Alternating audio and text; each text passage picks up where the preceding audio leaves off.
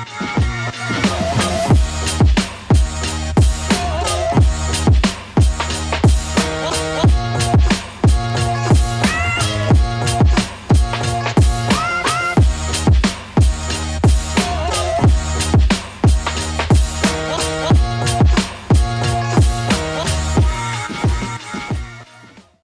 this Krakow interview series, we explore how cross-cultural religious literacy, CCRL, is being used around the world as a leadership tool that helps navigate issues such as societal crises, radicalization, peace building, and more.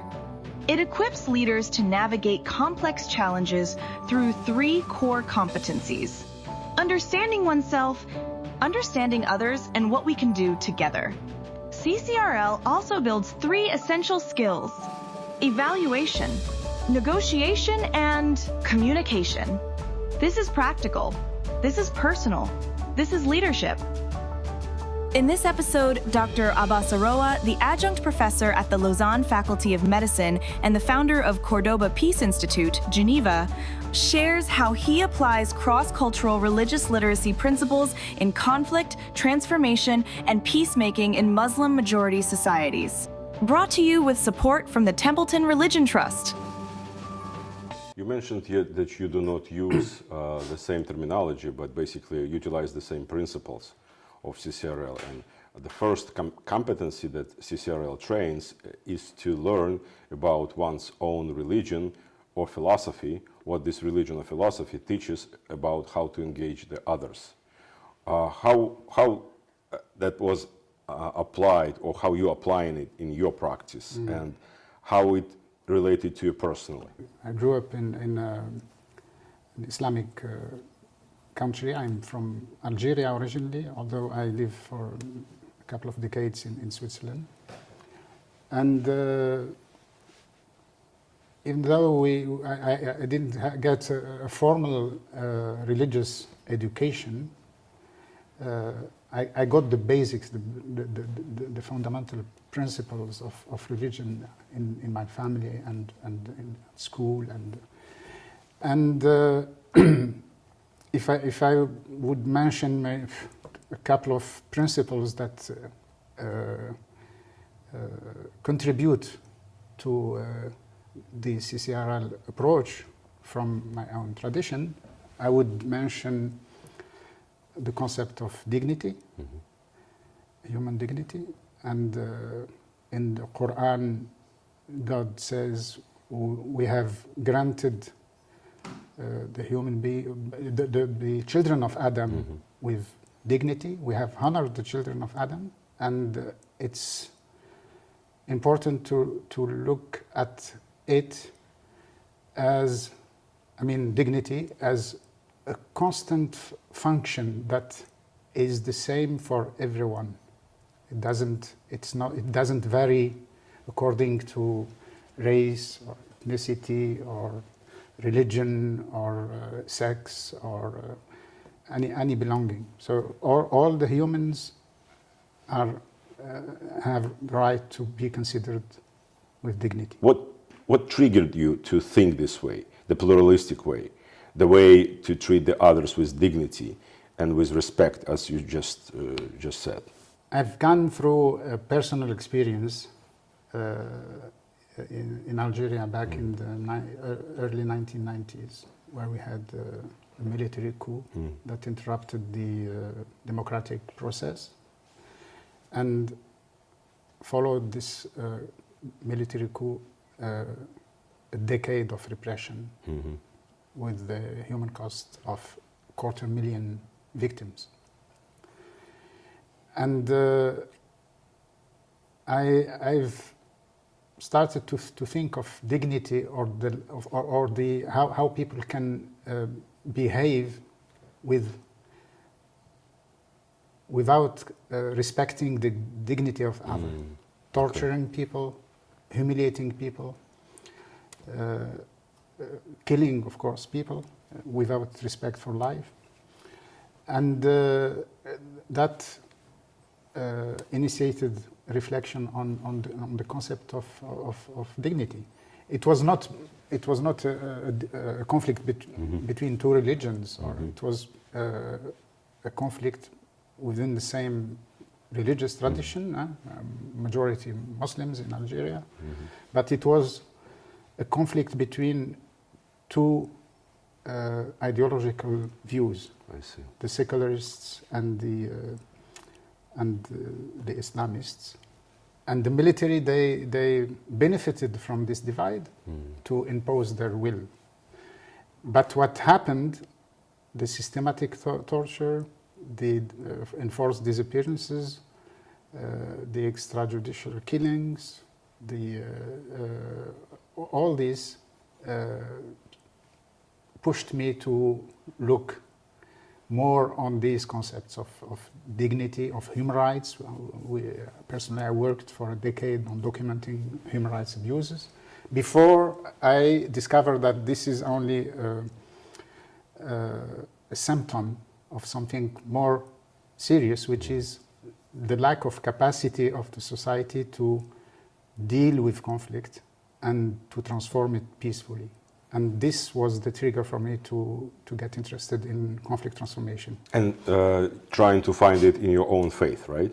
The answers. That's very, very important, yeah. When we started the CPI project, the Cordoba Peace Institute project in 2002, we wanted to fill the gap between all these conflicts in the Muslim world and Arab world and the lack of capacity.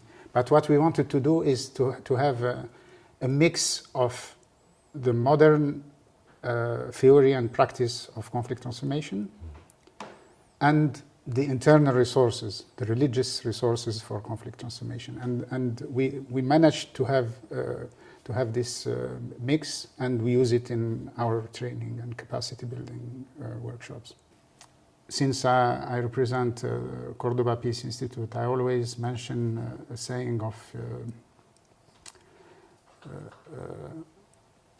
a religious scholar and a philosopher from Cordoba who lived in the 20th century, whose name is Ibn Rushd, Averroes. And Averroes said, ignorance leads to fear.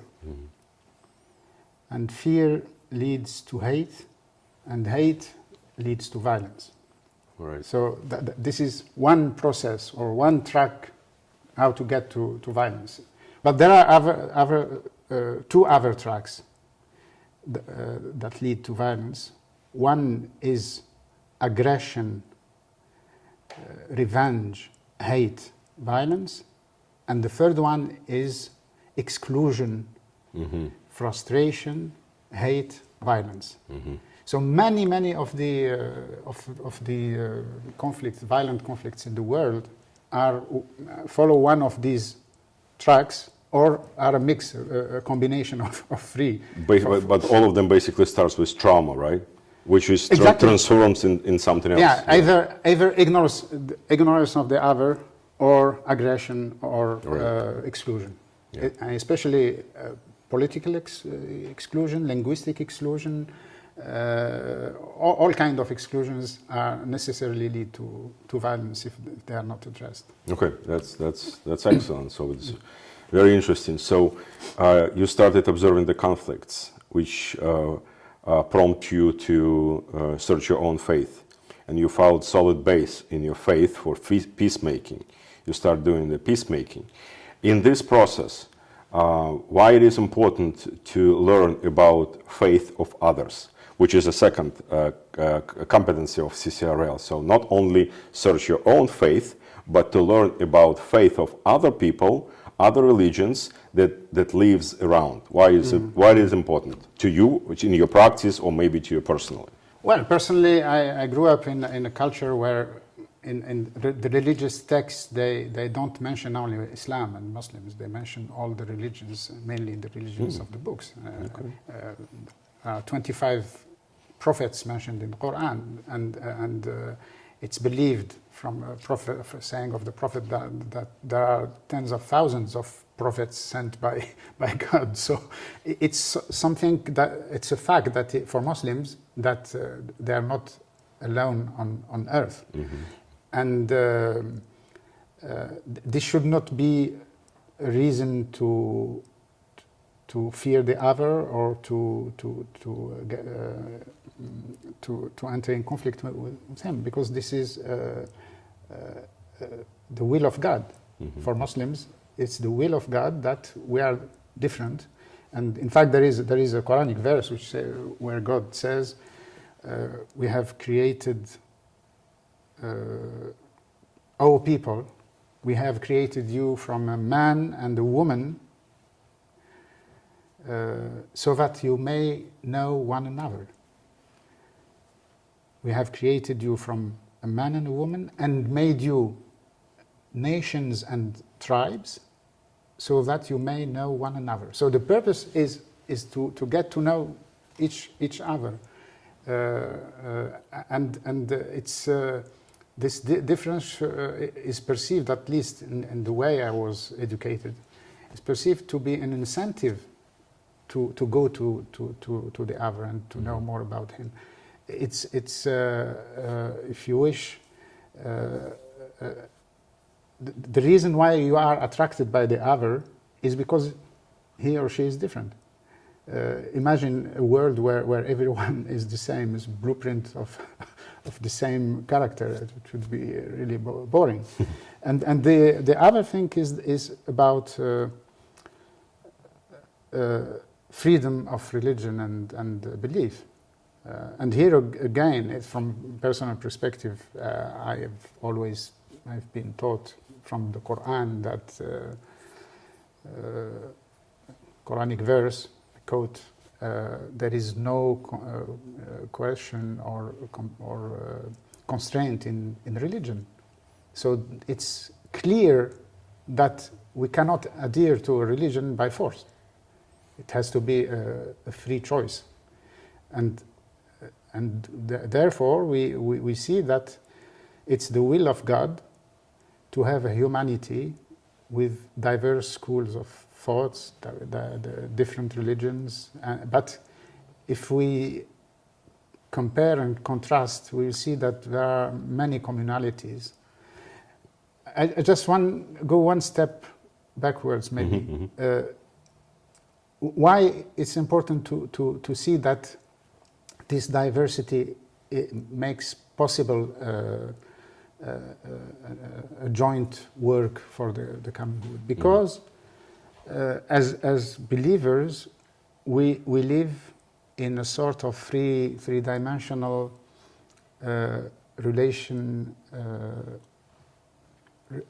relational space. One dimension is vertical, it's the relation with the Creator, and the two others are horizontal. One is the relation to the self, and the other one is the relation to the other. So we may have different ways to relate to the Creator in the vertical dimension, and it's a fact. We cannot deny it. But still, even if we have different ways to relate to the Creator, we have the horizontal plane where we can collaborate for the common good. And an implication of this is that peace is also three-dimensional. Peace is peace with the Creator, peace with the self, and peace with the other. Right, right. In the case of what we call worldview conflicts, which are quite complicated to solve, it's important to have a good process design for mediation. And one way of doing this kind of mediation of worldview conflicts is to offer what we call safe mediation spaces. What I mean by safe mediation spaces is a space where the conflict parties come and feel comfortable, not only physically, but also religiously and ideologically. So when they come and when they engage with the other, they don't fear to be unfaithful to their religion or faith or ideology. And this has to respect a few principles. It has to be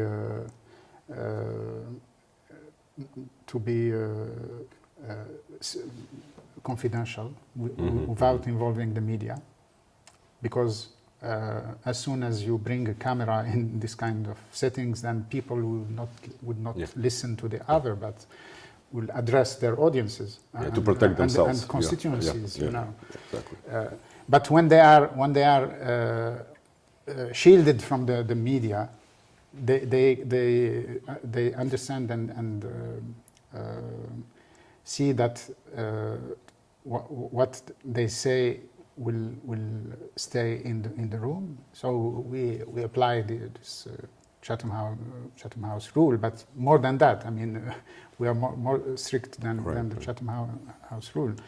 And we have in the beginning, we have to set some safety lines also to avoid, for instance, that the parties will aggress verbally the others or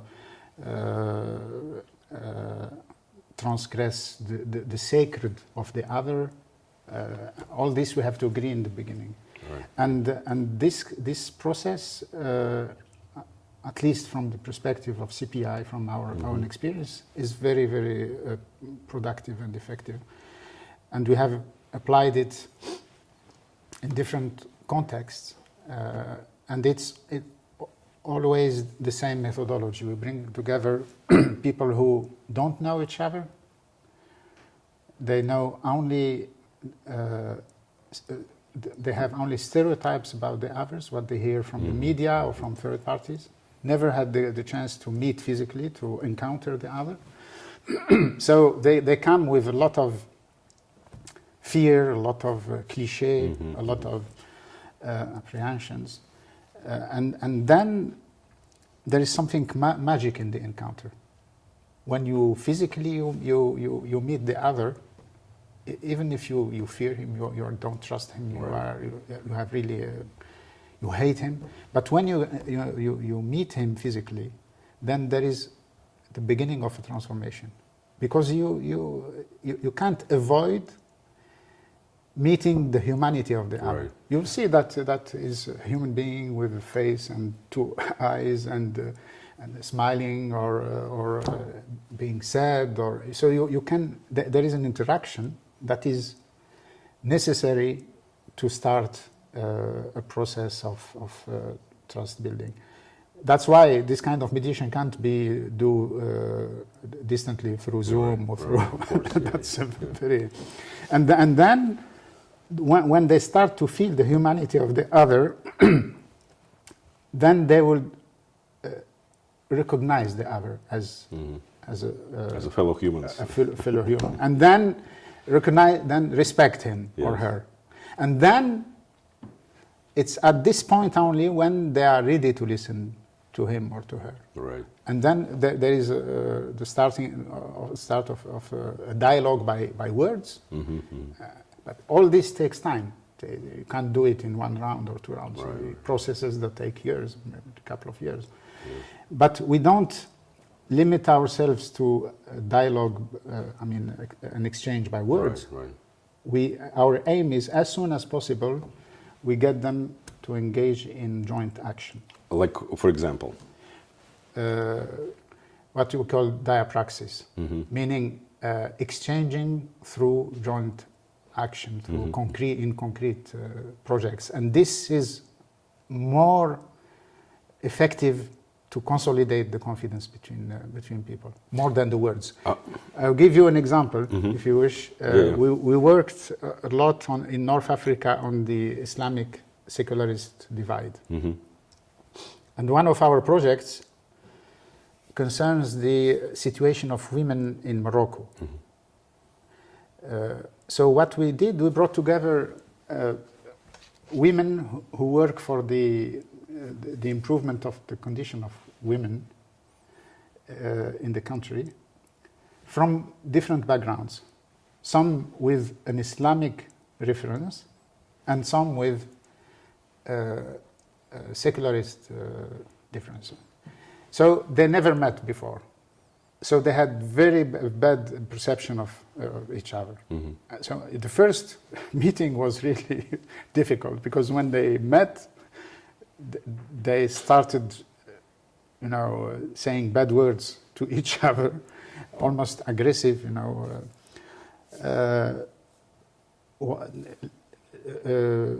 denying the legitimacy of the other to be interested in women's rights. Yeah, the secularists, they told the others, you have no legitimacy to do that, and vice versa. But after a few meetings, they started to look to each other differently. And they ended up, after a series of dialogues, rounds of dialogues, we asked them to see where they can work together, collaborate in concrete projects. And they chose a few projects, for instance, addressing the situation of women outside the cities in the countryside. Like social economical situation, right? Yeah. And they did a great job together. And most of them became friends. If you look at the situation 2 or 3 years before that, they were almost enemies. And then they became... and here I think of a Quranic verse also, which is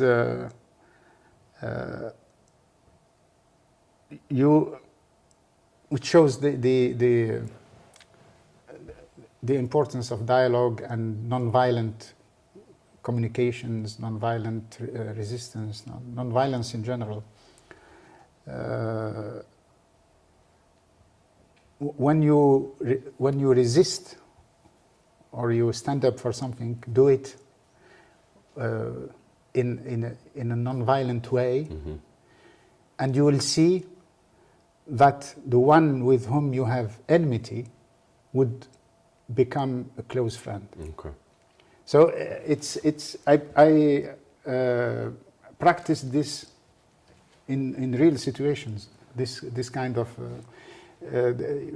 as I said earlier on, there is a magic in putting people together when they have difficulties to exchange. So basically, you now in our conversation described well what we called cross-cultural religious literacy, or CCRL. So you observed the conflict, you found the base in your faith to address the conflict, and from the peace-building point of view. So you emphasize the importance of knowing the other, who is also involved either in conflict or live nearby. And what you just said at the last segment of our conversation was the great example of the third competency, cross-cultural religious competency, working together for the common good, starting to cooperate, in your case, for the peace-building process.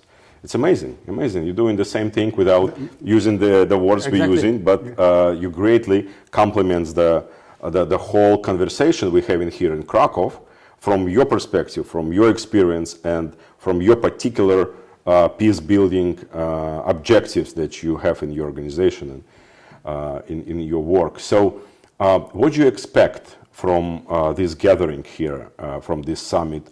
How do you think it helped you to expand your work, or I don't know, just your thoughts on that, on the expectations? Well, I came mainly to learn from others, to see how they do things, because as you just said rightly now, we may do the same thing but with different names. But the important is that we use the same methodologies, the same ethics, and we look for the same results. That's the point.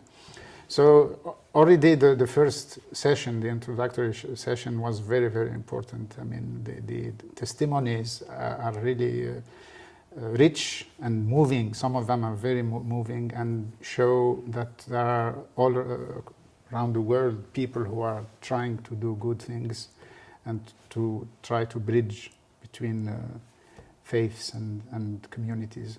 You know, there is no way we can avoid to have this kind of approach if we want that our world will not collapse. We live in societies that are more and more diverse. I mean, there is no society that is pure from the ethnicity point of view or religion also. So diversity is there everywhere. And then you have communities within the society who have different views, and you have different societies who are more and more connected because of globalization, because of social media. We have only a few options. Either we stay in a situation of violent conflict, looking at each other with fear and with suspicion, or we try to cohabitate, to live together, but passively. And that's what Johan Galtung calls negative peace. No direct violence, but inside things are boiling underneath. Or the optimal situation, which is to live together actively and to get to know each other and to improve the literacy within the society or between societies. And this is the real positive peace that we aim to contribute to. Yeah, that's great. Thank you so much, Abbas, for this very interesting perspective, how CCRL applied in peace building, and I wish you a very productive time and have fun here. And thank you very much for organizing all this conference, this summit. It's really for me a pleasure. I'm so happy to be in this blessed gathering. And I know it's a lot of work, so congratulations in the first day already, because it seems that it's going to be a very successful summit. Hopefully. Thank you very much. Thank you so much. Thank you.